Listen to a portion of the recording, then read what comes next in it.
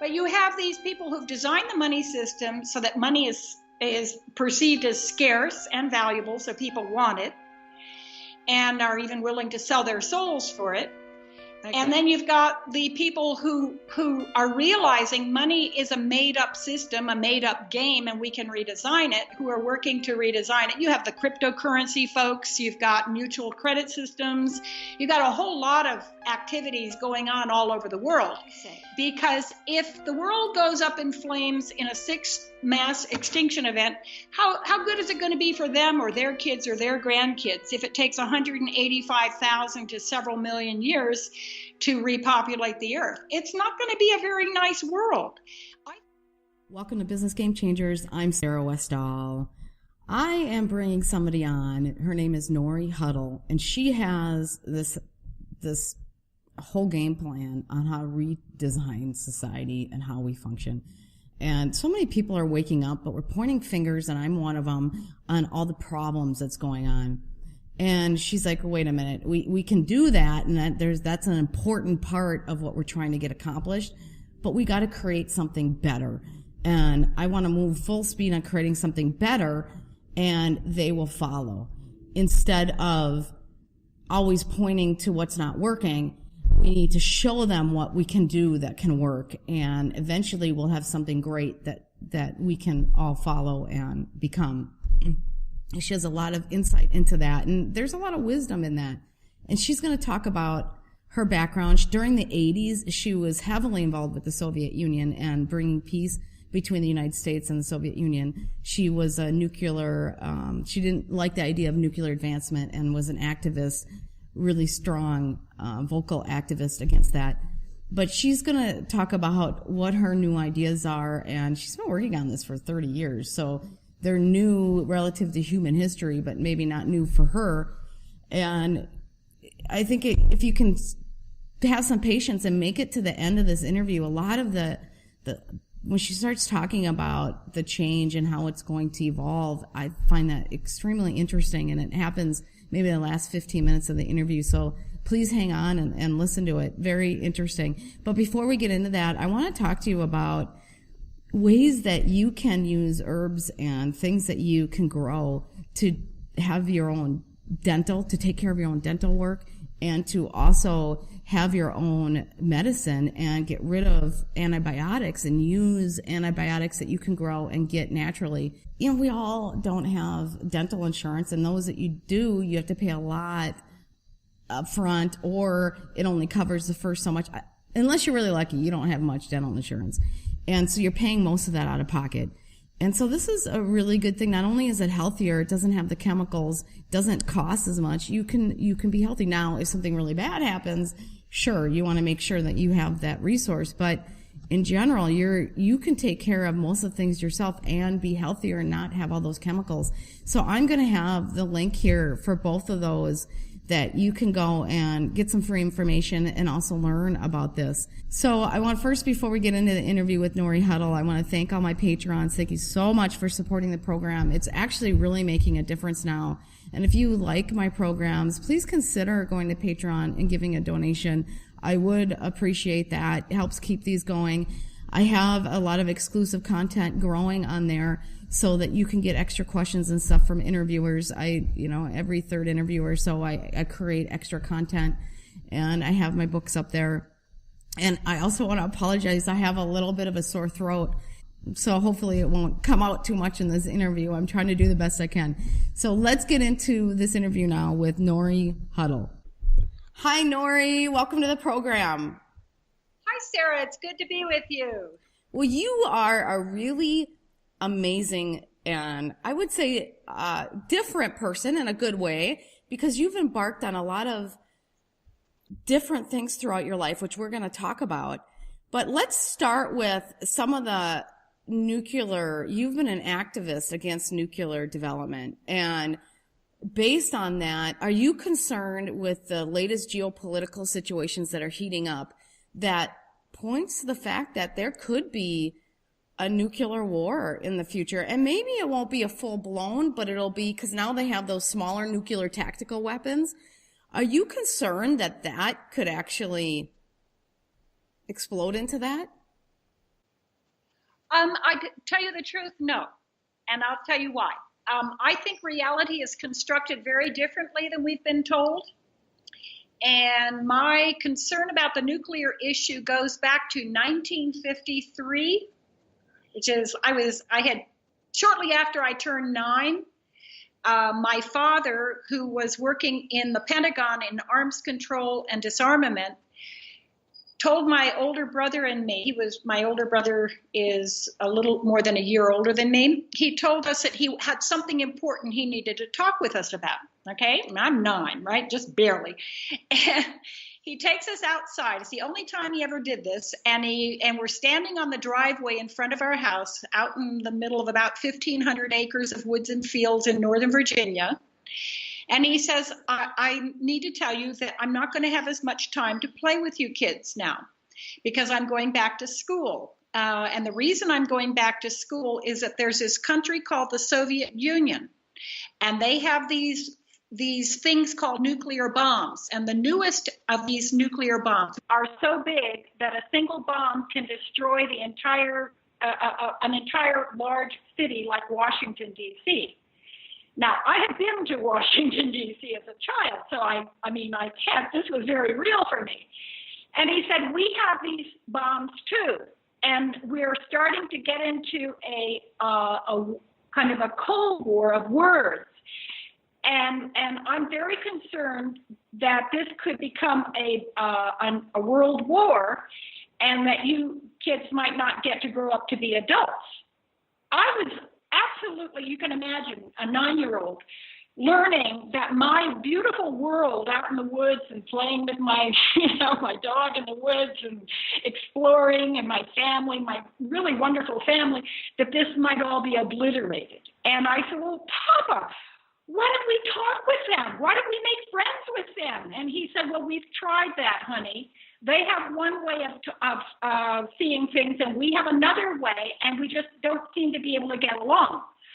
At that moment, I made this kind of a decision in my head that the adults were crazy, because here they were, and they were certainly hypocritical, because the adults were telling us kids that we should get along and play nicely together, but here they are, with these things called nuclear bombs, and I might not get to grow up to be an adult. And at that moment, I decided that when I got big, I was going to go learn Russian and go help make peace. And I became one of the first people at Brown University up in Rhode Island to major in Russian language and literature, and I spent much of the decade of the 1980s doing citizen diplomacy in the former Soviet Union. And I had an experience there that I think is worth repeating, because this was in 1985, and it was on the 10th of May. And I remember that because I was on an airplane, an Aeroflot, a Soviet airliner, coming from the Crimea, where we had just spent a couple of days where Stalin,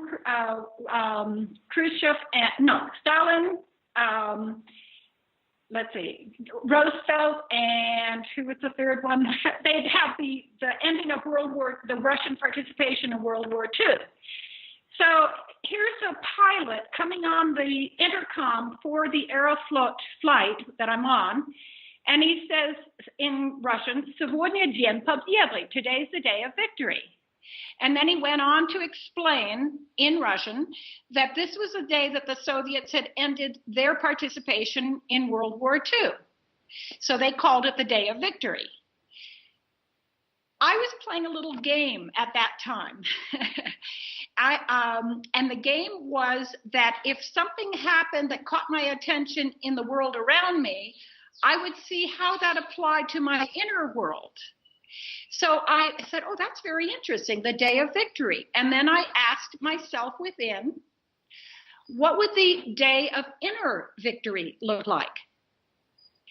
And when I do this, I do what I call go infinite, okay, which is to open out and become boundaryless. And I basically ask, the infinite, eternal I am, God, Great Spirit, whatever name you choose to give, it's beyond names.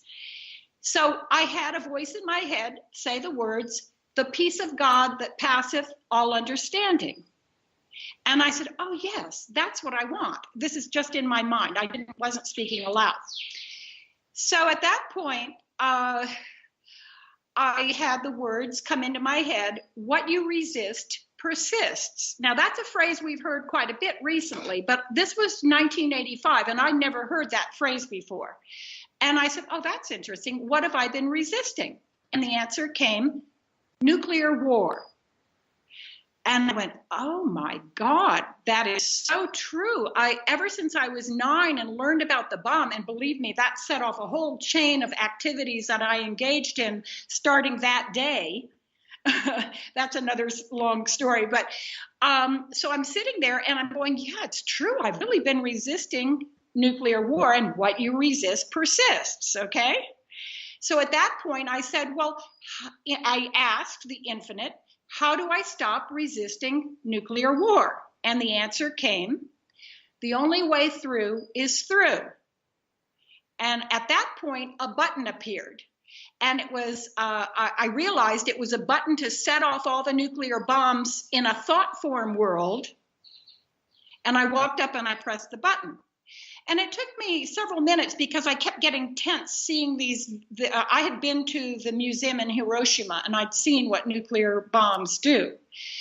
And I had interviewed a survivor of Nagasaki, had very strong visuals of what nuclear war could do. And so I would get tense, and then I'd have to breathe and relax and open out again and continue the process. So I just let it go, and I destroyed the entire world with nuclear weapons. At that point, I had the thought, that's penny ante.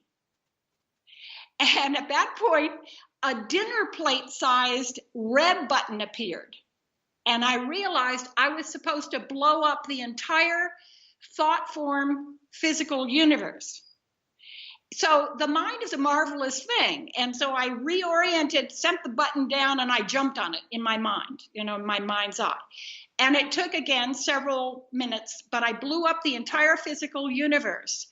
And at that point, I realized that I was in a completely fresh, clean universe, and that if one person did this for the whole, it really was done for the whole. And at that point, I opened my eyes, I turned to my roommate who was sitting next to me, and I said, the war is over.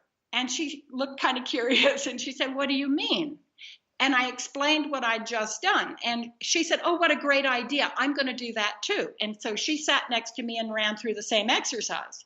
Now, this is a lady who had cured herself of stage 4 breast cancer by locking herself in her house for 3 weeks and just studying her thought forms, because she realized she had given herself cancer with negative thought forms, and that she could cure herself with positive thought forms. The final evening, as she's sitting on a couch in front of her fireplace in the living room, about 15 feet away, all of a sudden a fire spontaneously ignites in the fireplace.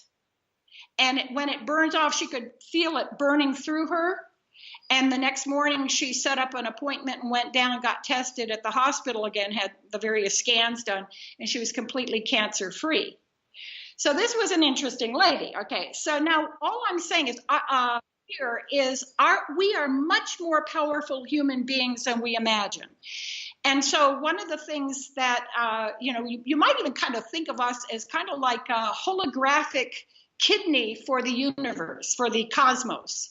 And that as each one of us does our own healing and cleans out our negative thought forms, our limited thought forms, and as we come together into what I call a great gathering, we are literally transforming reality very quickly. And I have seen this again and again in my life. So yes, just to springboard off that, and there are many, many other examples I could give, I don't really even think about nuclear war now. I just keep blessing all these players, everything to its highest, which is infinite, eternal, perfect love. We are a part of that. We carry the whole of that within us. And I believe that we can create something new, something different, and something wonderful. And since that day, sitting on the Aeroflot, that has been my sole focus, is to create the new. So not quite the answer. So there's a spiritual war kind of going on, and you think that the goodness, which is what you represent, is winning. I don't see it as a spiritual war. I see it as playing out a cosmic drama that was set in place with the beginning of what we call time. If you're talking infinite, eternal oneness, which I don't see, I mean, when I was 2.5 years old, Sarah, I walked into my father, and I'd been studying him and my mother to figure out which one to have the conversation with, and I'd been studying them for several months. I walked in and I asked my father, Papa, where does it end? My father looks at me, I mean, I'm 2.5, right? And he says, well, that's a very good question, honey. What do you mean? And I said, I pointed in all directions and I said, where does it end? And he looks at me and he says, that's a very good question, honey. Nobody knows. Maybe it doesn't. And I said, I thought so. Then why am I here? Because if it's infinite and I could be anywhere, then why am I here? Okay, which is a good question we can ask ourselves right now. Why are we here? So I think we're all here to remember that we're part of this infinite, eternal whole that's love, and that everything set in place with the creation of the physical universe is kind of an illusion that has been set in place. It's so real, seemingly so real, that we get sucked in to the apparencies of the physical dimension. But think about it, the physical dimension, what is physical? You know, most of what's out there is empty space. We know that, 99.9999 whatever. And what we see and think is so real is just the tiniest bit, and it's sort of like the part that was laid down by the last flow of energy through us, if that makes sense. So if you have a negative construct of, you know, death and destruction and we're all doomed and so forth, that's kind of what you're going to be bringing into the present moment. So for me, the challenge is to be, and all of us carry all of that. You know, we carry in us everything from the angelic to the demonic. So that, you know, even Christ, remember, said, get thee behind me, Satan. You know, it wasn't like, go obliterate yourself, Satan. It's get thee behind me. Let me be guided by that which is the wholeness, the goodness, the beauty, the positivity. And this is behind me. I recognize that I have that in me, but it's not what I'm going to be bringing forth, creating in this reality. So but that's kind of my construct. See it as a war. Well, if the negativity outweighs the positivity, could that develop, or do you think the positivity is stronger? Well, the infinite, eternal one love, I think kind of, you know, that's the big one. So I just, you know, it's just every time I find myself collapsing into negativity, I've come to recognize after so many years now of practicing this that I've just gotten disconnected from the whole. So then I take a deep breath, and if you think about it, even in the language, it's embedded. Inspiration, inspire, breathe in. That's our umbilical cord with the physical universe and with the divine. In love, infinite, eternal, perfect love. And then just breathe out everything that no longer serves us. And that's all the limited thought forms, negative ideas. That's the meditation my husband and I are now doing every morning. It just sort of came to me that this was a good thing to do and to introduce to people. And it really is amazing. Well, you started thinking about these things when you were so small. Were you, obviously you were a genius, and did you identify early on as a child that was special? I don't even think in those terms. I think everybody's special. I think all of us have got, you know, genius just means from gen or origin.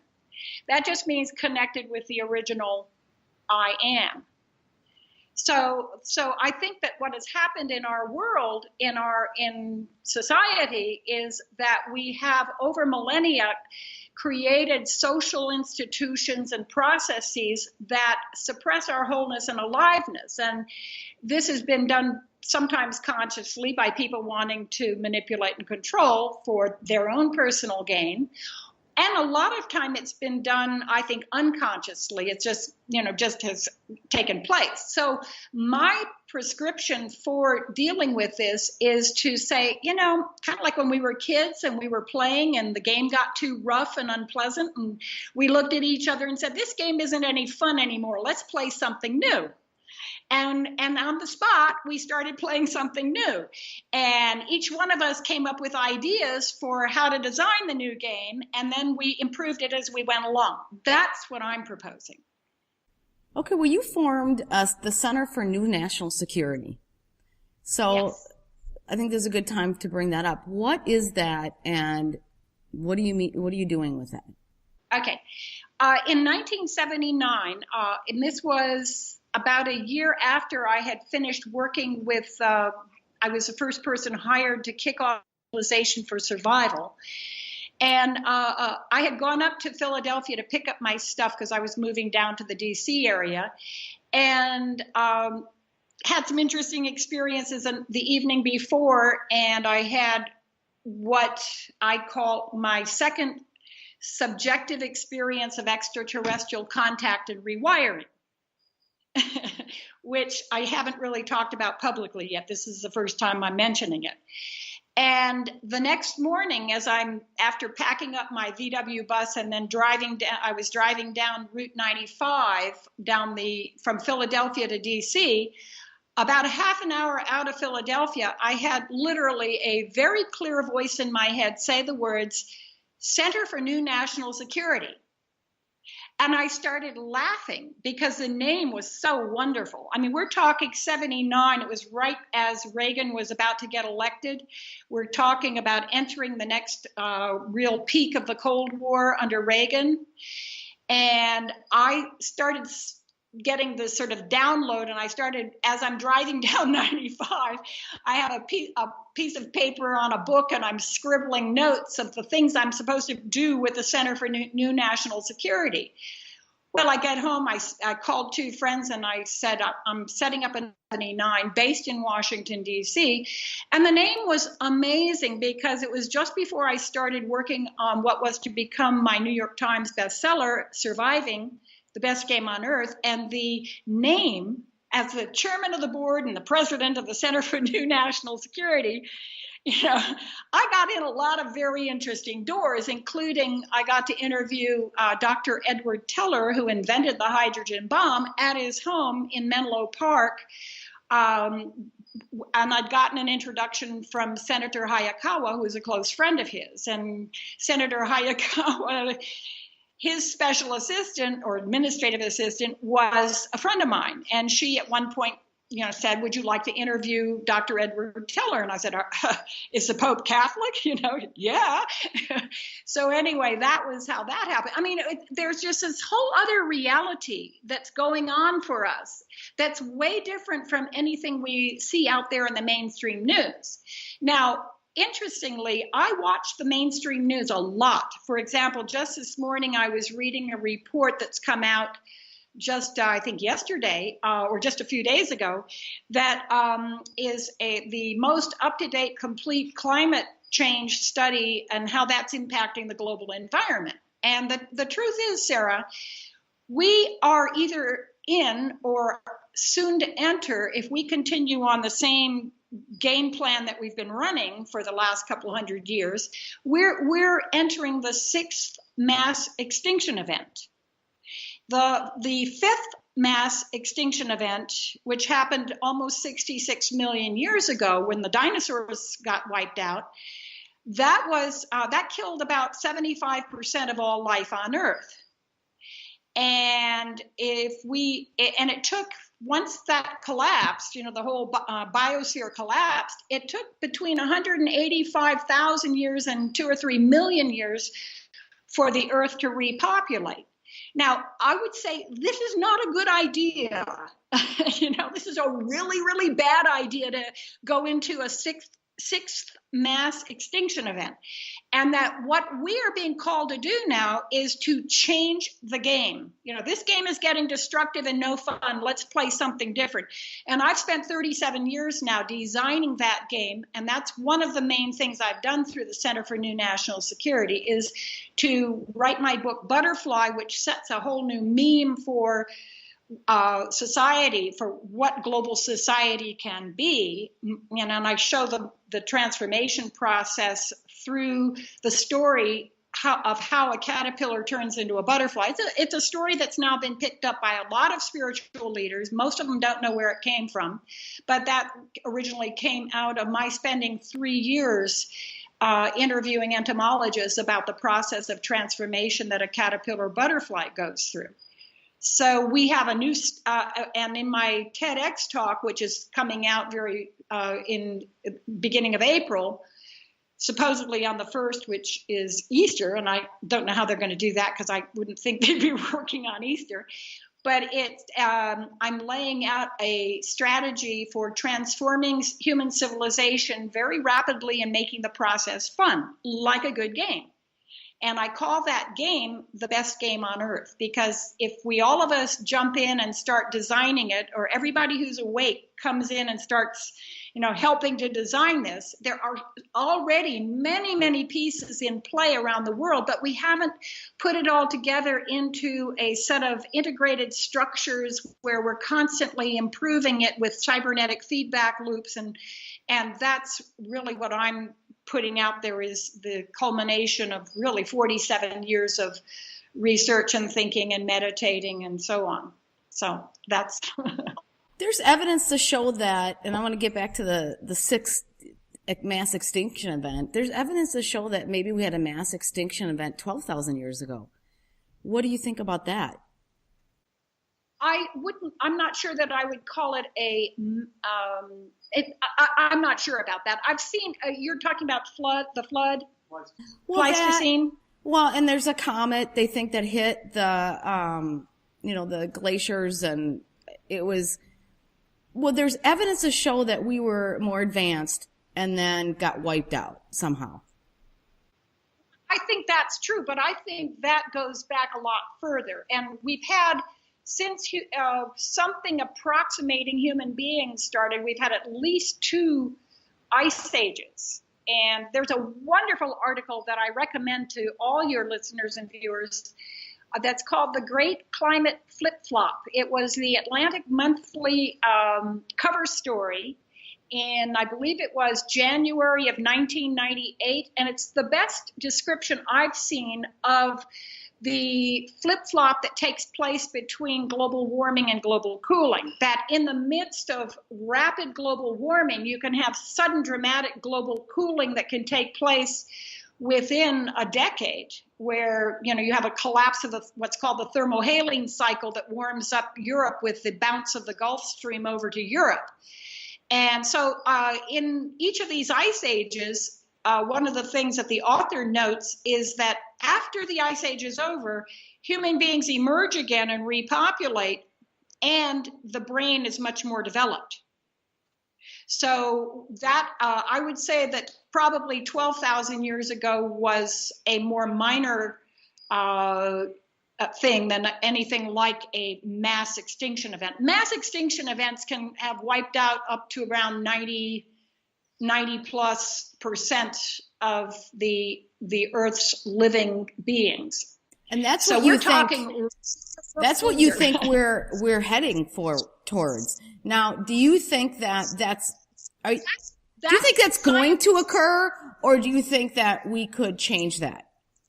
Oh, I totally think we can change it, but it's going to require disconnecting from the thought forms that we've been fed and been indoctrinated with, and come out with a radically changed game. And like right now, for example, one of the core problems that I've spotted in my research is that we have a very flawed design for what we call money and the money system. that money, as it's currently constructed, is literally designed to concentrate into a smaller and smaller number of hands, much like the game of Monopoly. And it is disconnected from the health and well-being of the biosphere and the health and well-being of people. Which, you know, when I was, I think, 8 or 9, my parents gave me a copy of Aesop's Fables. I don't know if you've I've heard of it. I haven't read them, no. Well, maybe I have some of them.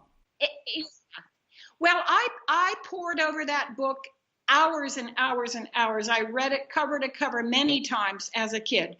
One of the stories I'm sure you're familiar with is The Goose That Laid the Golden Eggs. Oh yeah, okay, that, yes. I've probably read all of them now that I'm like, go ahead. You probably did. I think it's worth revisiting this particular story because this is a story of a goose that began laying these incredible golden eggs, and the farmer who owned him was rich, and then he got greedy, and he killed the goose to get all the eggs out at once. And when he opened the goose up, there were no eggs in there. They were being produced, you know, daily by the goose, but when he opened the goose up, there were no golden eggs. That's what we're doing to our biosphere. The biosphere, the living portion of the earth, is the goose that's laying the golden eggs. And we are killing the goose that lays the golden eggs for us. Now, there's an interesting piece here that also, so Aesop was Greek, and this also goes back to the Greek language. If you look at the two words, economy and ecology, they sound kind of similar, right? Ecology, economy. They come from the Greek, oikos logos, which is ecology, the roots of ecology, means the deep logic or the deep structures of the earth or the home. Oikos means home, and that refers to the earth. Oikos nomos is the rules of the home, the rules of the house. So we've designed the rules of the home or house, in other words, the economic system, without paying proper attention to the deep structures of the house or the home, the earth. And that's a core that has not been dealt with properly in any economic system I know of. And I've done some work on that, and I've got friends around the world now who are thinking about different aspects of this. So it's time to change the economic and monetary system and the very nature of money itself, because money now, as I'm sure you're aware, over something like 97% of it now is electronic, which doesn't even have tangible existence in physical reality. You know, it's blips on a computer screen, and it tells you, you know, how many zeros before and after the period. And it's a made-up system. We made up the money system. We can make up a new money system, totally different, based on very different principles. What we need to get clear on is what kind of people we want to become as human beings, what kind of earth we want to live in, and what kind of society we want to create. Because I say human beings with incredible capabilities, each one of us, and that if we were to redesign things consciously together, that we can create something that will just transform things quite quickly and make it a whole lot more fun. So that's we want all of our systems to work as harmoniously and to almost invisibly help us become better. And right now, they're holding us back. And so how do we create systems and environments that just harmoniously work with us and actually help us grow? And that's not what's happening. But okay, well, let's ask you then. We have a lot of corruption, and we have a lot of people that don't care about what you're talking about. I mean, unfortunately. How do we deal with that without getting rid of the corruption first? How do we just take over? I like what Buckminster Fuller said. You don't change society. This is paraphrased. You don't change society by fighting against or resisting the things in society you don't like. You begin by creating a new model that works so well that it basically takes over and becomes the norm. So that's what I'm doing with the best game on earth. Is I've spent 37 years designing this, and I lay out sort of the overview of it in the TED Talk, the TEDx Talk. And basically, I think that if we focus on encouraging and nurturing people who are of goodwill, who realize that things are really not going in a good direction, and people who have children or grandchildren, I think, are going to very quickly see that if they love their kids, they love their grandkids, they want them to live healthy lives. It's kind of like me back age 9 when I learned about the bomb, but except it's all of us now. It's all of us now. And I think that we can wake up very quickly. And once you begin to ask the questions, how can we do better? How can we create something better? And you have a nucleus of people who are already working on that. And we begin to have that conversation and feed in the design ideas and test them and kick the tires on them and then go with what works. I think we can do it pretty quickly. I've set in the goal of the best game on earth is peace, health, prosperity, and justice universally on earth by the year 2030. So that's a pretty big goal, but I think that one of the things that we've lacked is a clear goal with a deadline. So imagine, for example, back in 1961, when President Kennedy said before a joint session of the Congress and Senate, he said, we will put a man on the moon and bring him back safely by the end of the decade. If he had not said by the end of the decade, listen to how different that feels. We will put a man on the moon and bring him back safely. Totally different, right? Once you set a date, you can change the date, if you need to, but you set a date and you play full tilt boogie to realize the goal by that date. So what I see is we are in a point now where the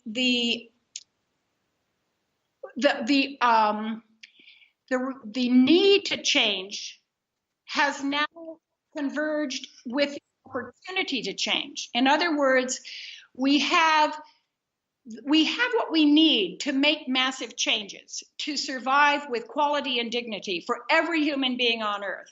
We have so many things that are available to us that we didn't have before, from technology breakthroughs, management processes that are incredible, computer technologies.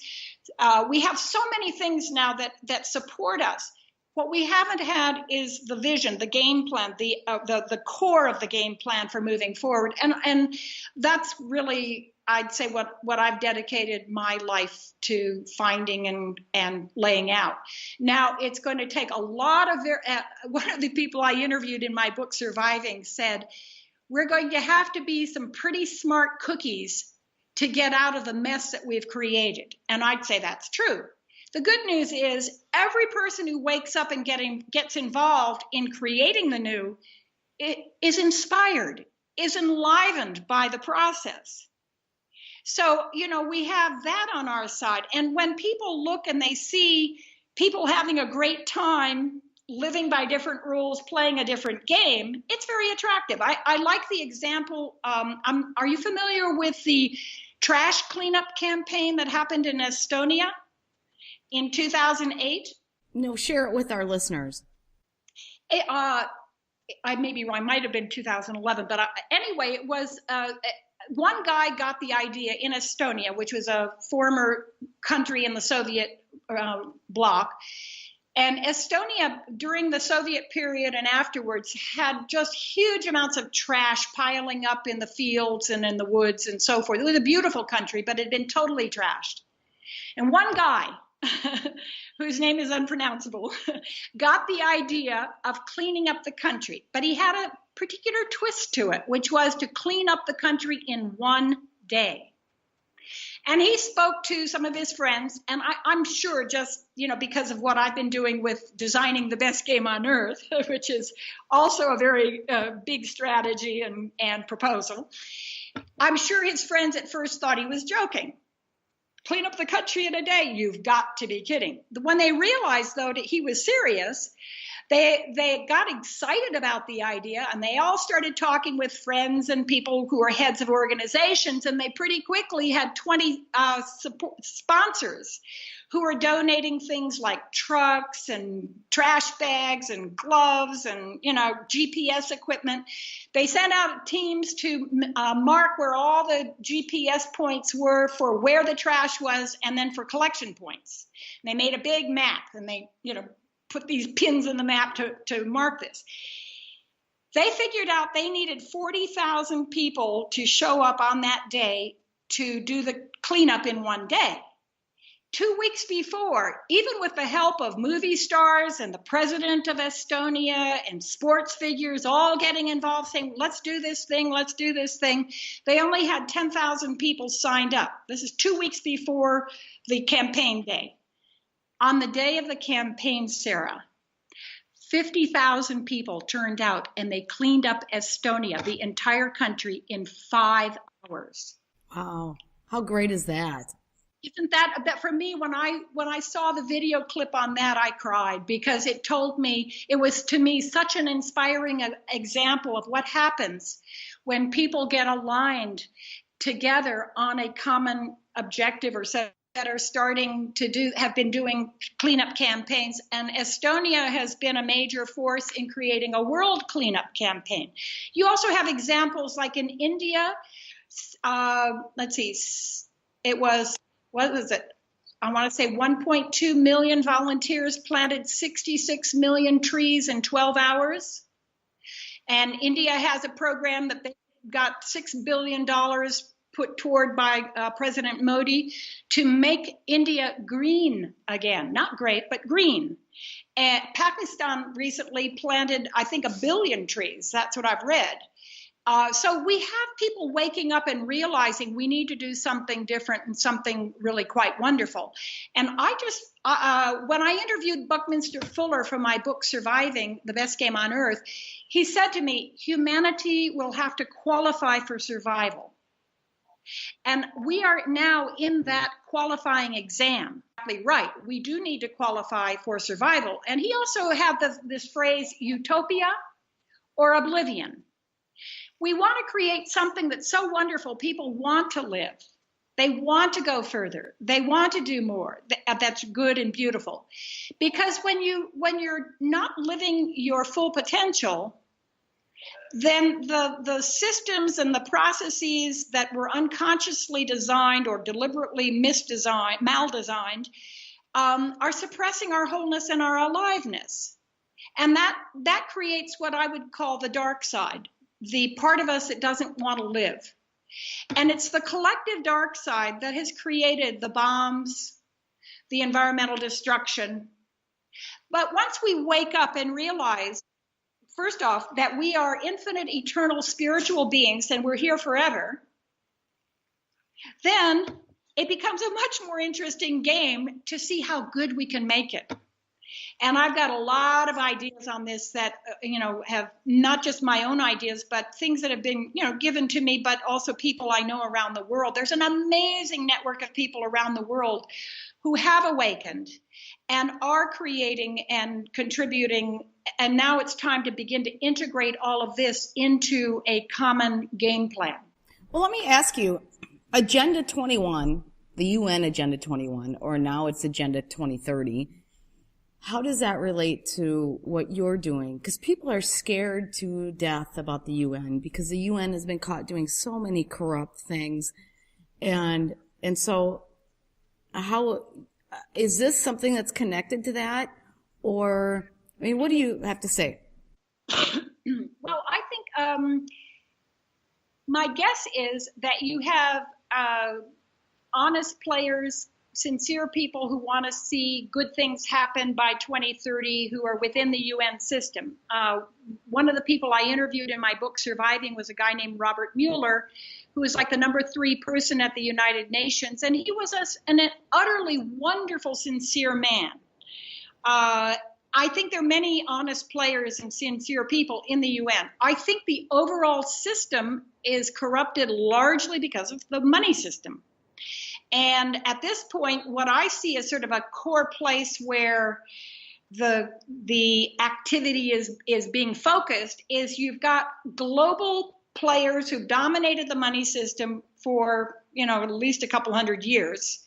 And there are others who have studied this more than I. But you have these people who've designed the money system so that money is perceived as scarce and valuable, so people want it and are even willing to sell their souls for it. Okay.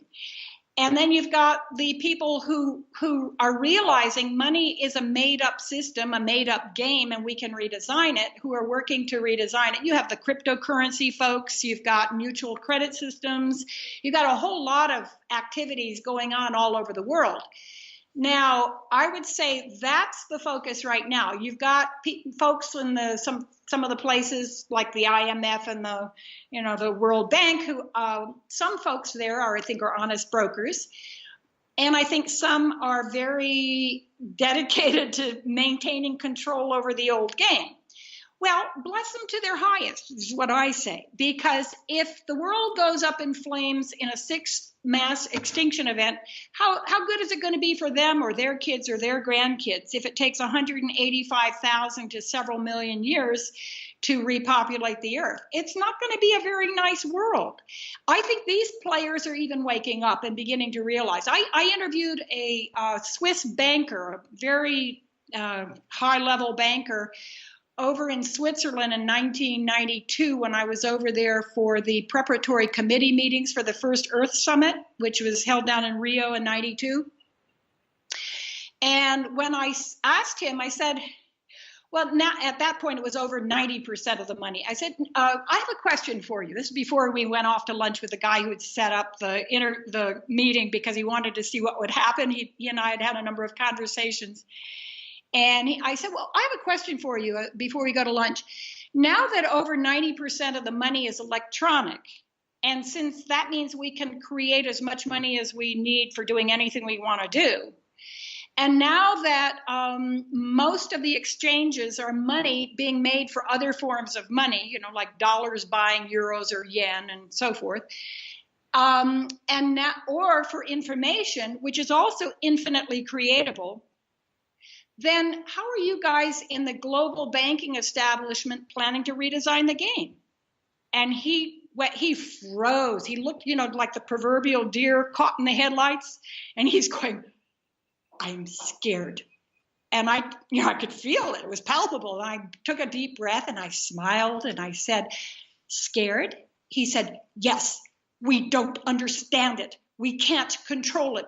The entire system as we know it is going to collapse. And I said, well, you guys are pretty good at kicking the can down the road. I'm guessing you have several more rounds, but I really think that if we're going to survive as a species, that you need to bring more players into the conversation. People who have knowledge about the environment, the biosphere, the health of the biosphere, and that we need to change things. And he said, you are right. I think about this a lot because I have children. So these bankers and these people who are hardcore thought all this stuff was hooey are starting to say, okay, this is something that's more serious. That was 1992, and that was only one banker. Now, one bird doesn't make spring, But I had also had a meeting at a cocktail party in New York City. I met Paul Volcker. I said, you're Paul Volcker, aren't you? And he goes, yeah. And I said, well, I have a question for you, sir. And I asked him the same question. How are you, now that over 90% of the money, how are you guys in the global economic and financial establishment planning to redesign the game? And Paul Volcker was like 6'7", and he rolled his eyes, which was memorable because when you have someone standing in front of you who's 6'7" and they roll their eyes, it's memorable. And he says, oh, God, no one's figured that one out yet. And I said, well, that's not entirely true, sir. And he immediately reached into his pocket and pulled out both of his cards for me. I would have contacted him, but about 10 minutes later, I felt someone looking at me, and I turned, and he and our host, whom I had, a guy named Jerry Goodman, who had a PBS program you may be familiar with called Adam Smith's Money World. Yep. I had read Jerry's books, and I interviewed him for about 2.5 hours. Okay. And at the end of the interview, he was just blown away. He leaned back and he said, "This is really interesting what you're doing. I'd like to interview you again and go into each of the points that you've raised in more detail." And I said, "Well, I'd like that too, sir." About 2 weeks, 3 weeks later, he had just come back from the former Soviet Union, well, now former Soviet Union, and he was doing a series of shows there. And he had a little cocktail party, and I got invited. So it was at this party that I met Paul Volcker. So 10 minutes or so after I have this little interaction with Paul Volcker I described, I looked over because I felt someone looking at me, and there's Jerry and Paul looking at me kind of huddled like this. And I went, "They're not frightened enough yet. This is, it's a waste of my time to talk with them." And I just left the cocktail party. And I never tried to get And you realized that they weren't sincere and serious enough about talking to you about it. That was my read. I could have been wrong, but Jerry has passed on, and I'm guessing he's gotten a fuller download since leaving his physical form. Paul Volcker, I think he's still with us, and he's focusing more on government corruption issues.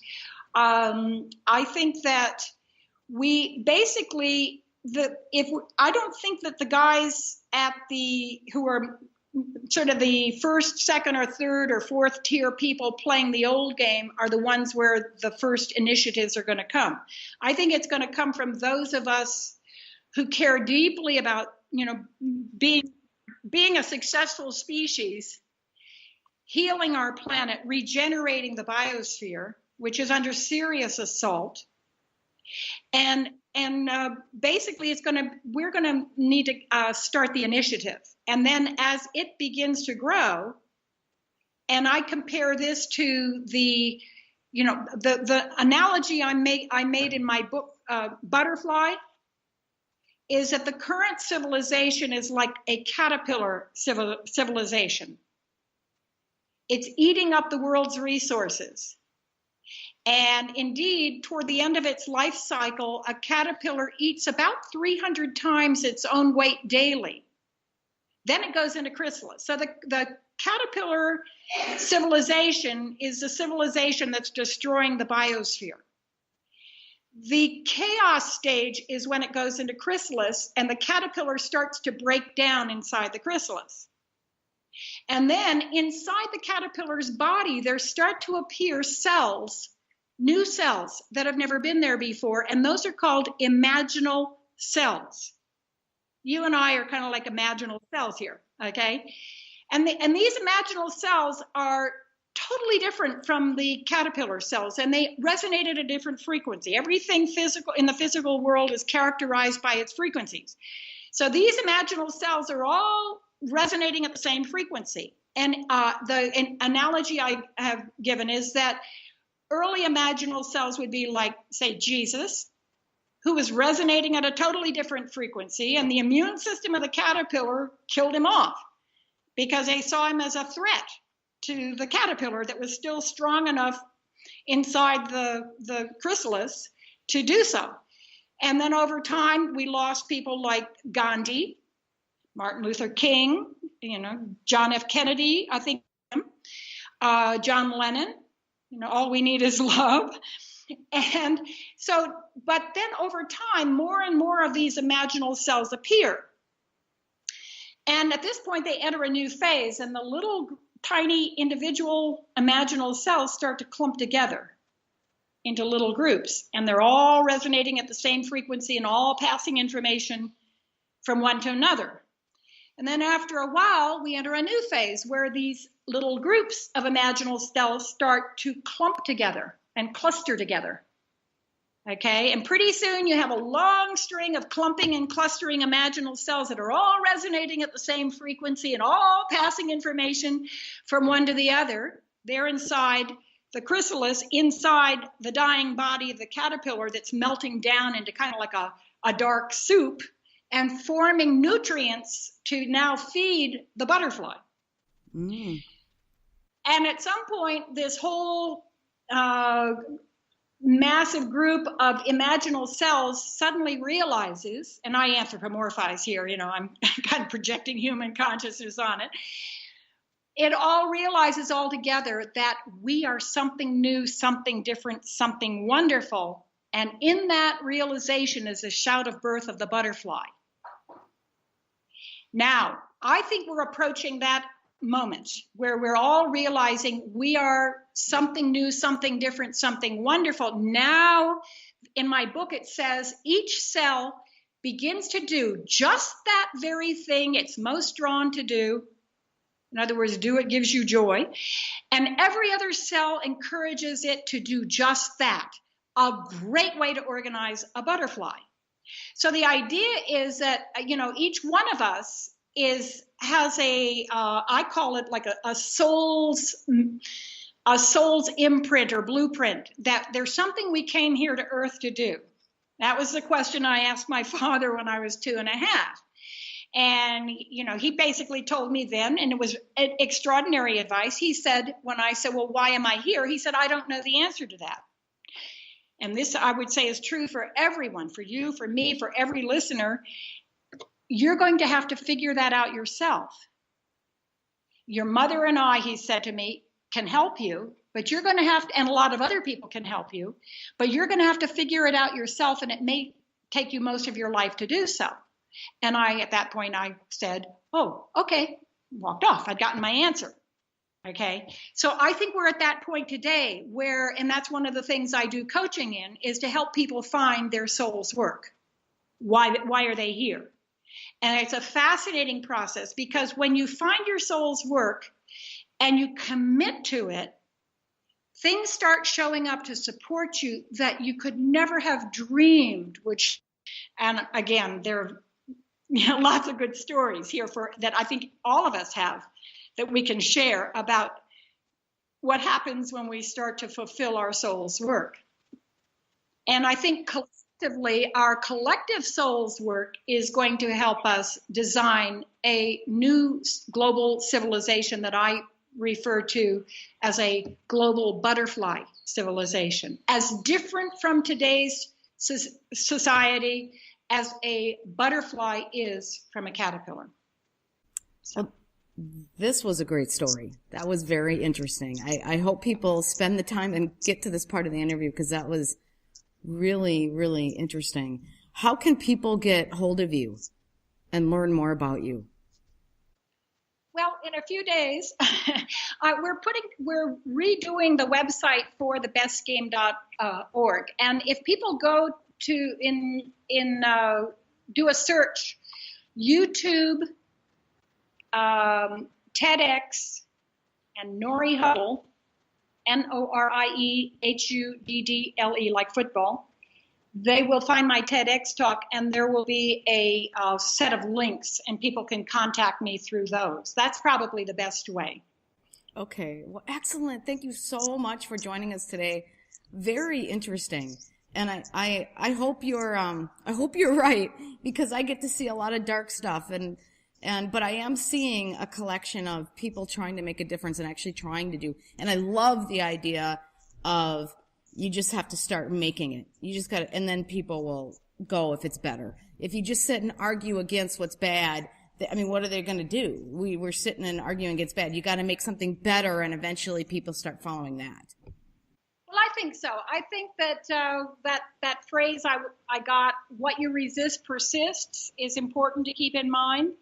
And then to create a new model that's so attractive that people are drawn to the new model and basically leave the old behind. It's a process. And I think that you start where people are awake and recognize that things aren't working, and you just nurture and support and cheerlead, everyone you can, and it just feels so much better. It has aliveness and joy in it. So I think it's attractive, and as they found in Estonia, 2 weeks before, there were only 10,000 people, and the day of the campaign, 50,000 showed up, and they exceeded their goal. So I think that what we have to remember is that when people like to be with a winning act, and they want to go where there's aliveness and fun and joy. There's another site that I would recommend. It's our partners, the Compassion Games. You might want at some point to do an interview with John Raymer and Summer Albertson, who are basically spearheading that. I'm on their leadership team, but they are doing the bulk of the work.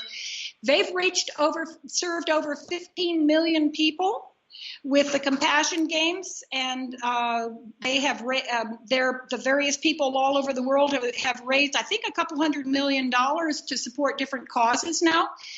So there's a lot going on out there, and I'm going to be doing daily blog posts at the Best Game website once that's up and functioning. And I hope that you and many of your listeners will join us in playing the best game on earth. It's going to be a good gig. Well, thank you so much. And I'll have those sites up here on the show page and on the video. So thank you, and have a wonderful weekend. And if you celebrate Easter, have a wonderful Easter. I do. And thank you. Thank you so much. Yeah, actually, my text talk is supposed to be posted on Easter. So I don't know quite. Maybe they want to have an enlightening message on Easter, and so that's why they're putting you up there.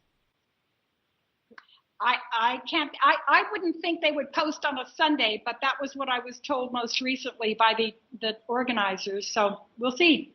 Anyway, thank you so much, and thank you for everything you're doing, Sarah. I'm trying. It's a lot of work, but it's.